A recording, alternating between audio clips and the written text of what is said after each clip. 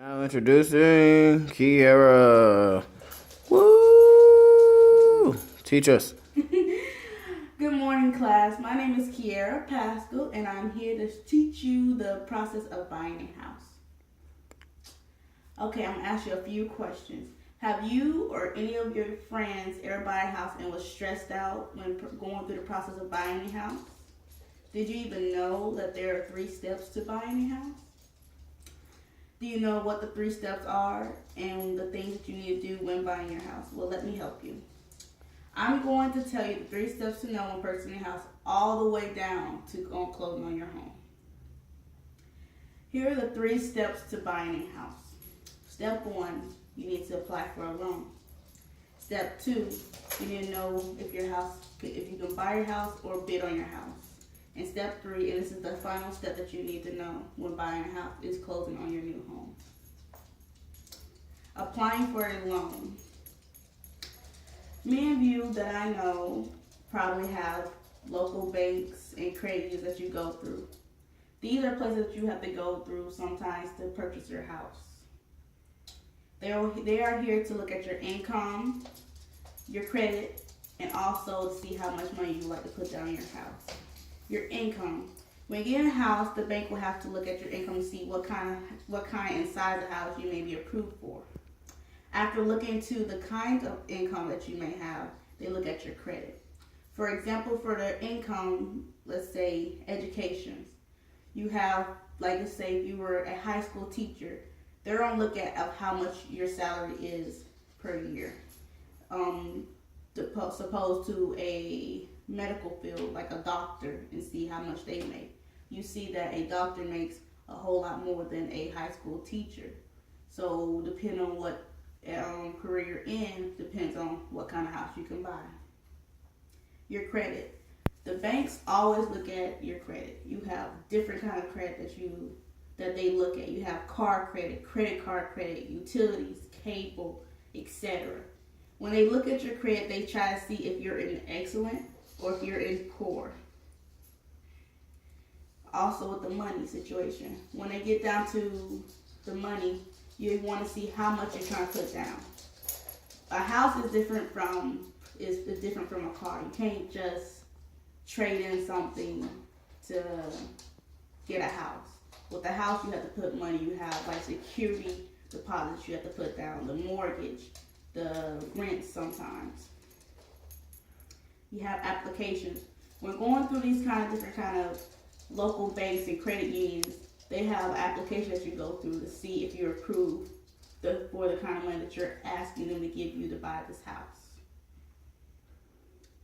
The next step that we're going to go over is bidding and buying on a house.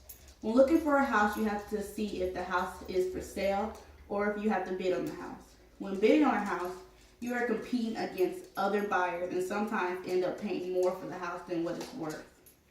Buying a house can also be challenging, but you're really not fighting against buyers because sometimes neighborhoods might have the same house but in a different location.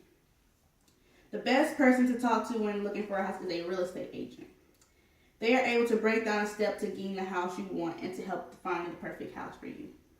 After finding an agent, you want to figure out if you want to buy a foreclosed home, a home for sale, or even a home that you can rent to own. When you find the home, you go